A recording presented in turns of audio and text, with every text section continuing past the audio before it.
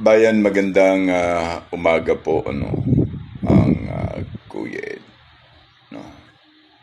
Almost 2 week kong personally minomonitor ang status condition ni BP Sara regarding sa lahat ng sistemang ginagawa, paninira, at kung ano-ano. No? Meron diyang hindi nila makalimutan at hindi sila makarecover sa sinasabing confidential fund. At yung sinasabi nilang como sino si Piatos, madalas puro mga CPP, NPA ang gumagawa nito.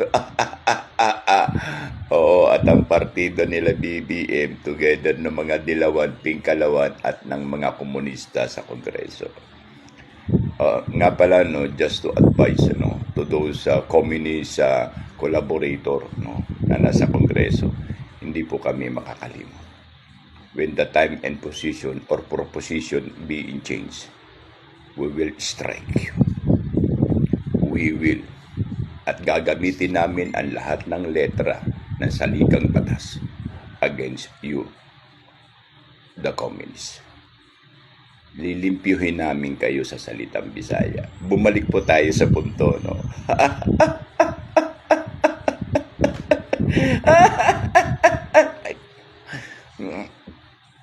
Matawa-tawa ako magmula sa 37.89%, naging 42.51%, naging 65.66%. Bigla pong ang ginagawa nila, ang kanilang paninira, ang gaba, dili musaba, bumulusok pong papataas. Now, on the top, highest rating for trust rating performance, si BP Sara. Bakit? Ang tanong po, bakit? Bakit po ganun ang nangyari? Before anything else, I am proud to be a Filipino and I am ashamed by our government or by this government of President Lupin. Bakit po, bakit? Exciting ito, Kuya Ed. Dahil po sa araw-araw nilang ginagawa at patuloy po nilang pagtirya o yung mga plano nila to stop the Queen. Sabi nga nila, to stop the Queen.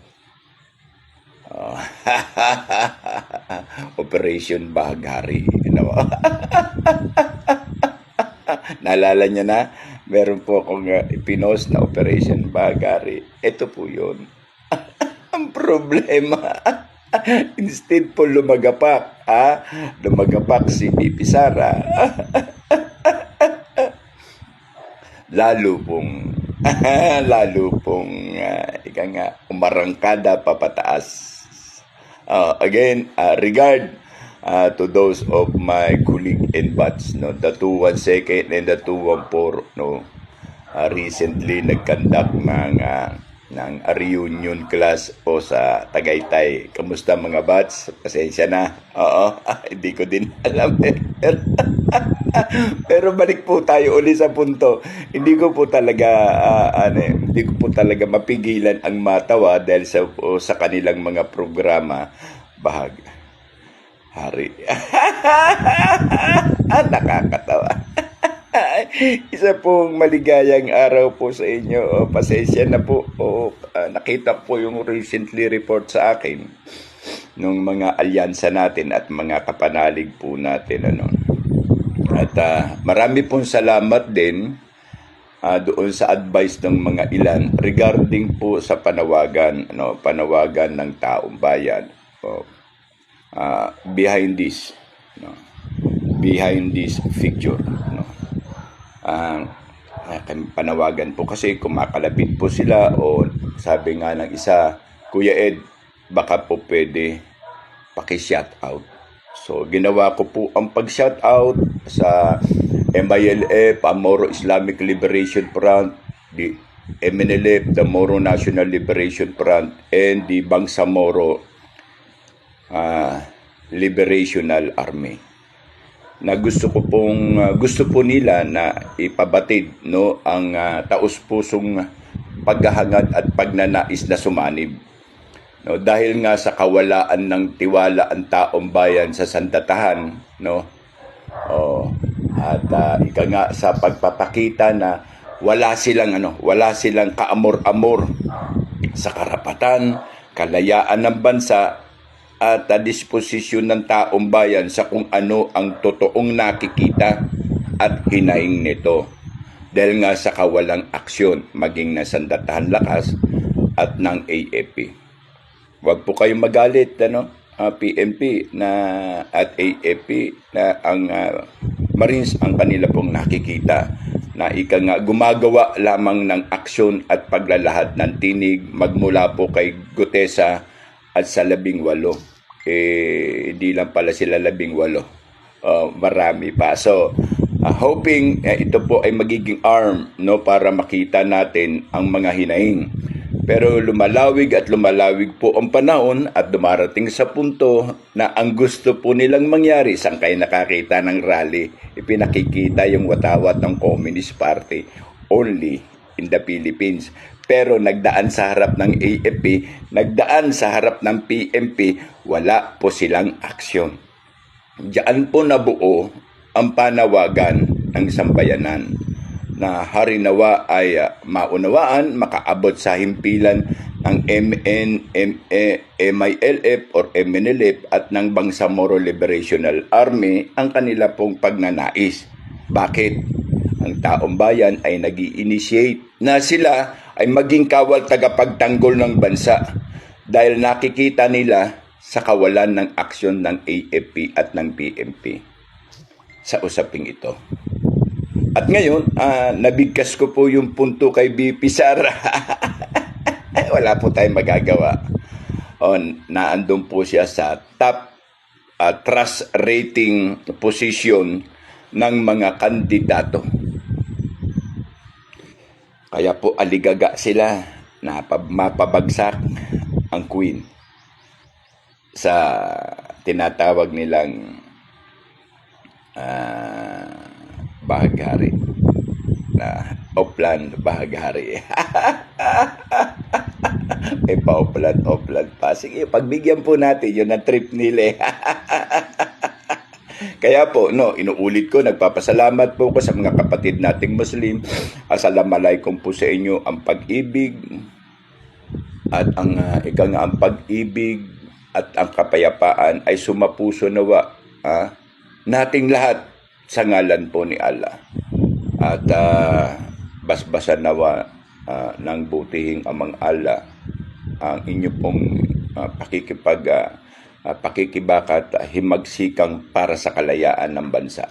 Ganon din po ang proposisyon na gusto pong mangyari ng ilan. Almost sa tingin ko po ay umabot na po na 67% ng taong bayan na nananahimik, nagmamanman at pagod na sa mga kasinungalingan at kawalang hiya na ginagawa ng administration ni Lupe. Alam naman natin, bayan, kung bakit. Bakit parang wala silang hakbang? At bakit para walang aksyon ang pamahalang ito? Dahil ang kanila pong huling kara ay mapa-implementa ang martial law para matupad nila ang kanilang mga layunin. Kaya patuloy na pinagugulo ng komunista ang lahat po nating rally, sampal sa Sandatahan Lakas, dagok sa Philippine National Police. Pero hindi po dagok at sampal sa sambayanan. Dahil nakikita po namin kung ano po ang katotohanan. Kaya patuloy mo lang yan, Luping, ang iyong kabaliwan, patuloy mo lang sa paghahangad na pagnanais na maipatupad ang sistemang gaya at katulad sa iyong ama. Alam, ka na namin. Tuloy lang. Anong malay mo, dumating ang pangarap mo. Ang pangarap ng isang adik. Hindi nyo kami maliling lang. At pagbabayarin namin kayo ng mahal sa inyong mga kawalang hiyaang ginawa. Panalo kayo ngayon dahil nasa inyo ang armas, nasa inyo ang sandatahan kasi bayad. Nasa inyo ang kapulisan kasi nababayaran. At nasa inyo ang lahat ng posisyon ng departamento, maging sa DOJ, DND, DILG at Ombudsman. Huwag kayong pakasisiguro na hindi mangyayari ang nais ng taong bayan. Sabi nga ng isang mandirigma, huwag ninyong gisingin ang mandirigmang natutulog. Alam niyo po ba ang mensaheng yun? We are conducting to anticipate and intercept all of your planning in a wide range disposition. Muli po ay binabati ko po kayo ng isang magandang umaga. Marami pong salamat sa tugon ng ilan nating mga kapatid sa panawagan ng taong bayan na nais pong makipagkaisa at sumapi sa MNLF, MILF at sa Bangsamoro Liberational Army. Bakit? Wala bang Bangsamoro Liberational Army? Aba, huli na yung mga chismoso nyo. Kung ganon. Ganun pa man po, hindi po nangangatyaw, hindi ba nagbibiro lang po ang Kuya Ed kasi yung trust rating bumulusok sa lahat po ng system na kanila pong ginagawa. Ito po yung pinaka-top rating ng ating pong pambato at pag-asa na si BP Sara. Muli po nagpapasalamat, hari nawa ay ika nga sama-sama together po tayo. Hayaan po nating isipin nila na nasa kanila ang lahat ng puwersa. Lintik man at magaling, ika nga, napaglalalangan din. Anong tawag ron? Matalino man ang matching. Si Kiko Pangilinan pa rin. Tumpak, Kuya Ed. Alam nyo, ako nasa recovery period ako pero masaya ako. Ika nga, yung akin pong mga forward team ay ika nga nangyayari.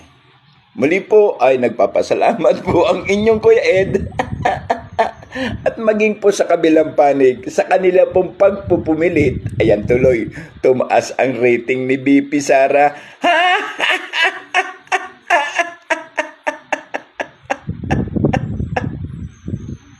Oh my God! Only in the Philippines. And I am proud to be a Filipino and I shame of our government. Magandang umaga po.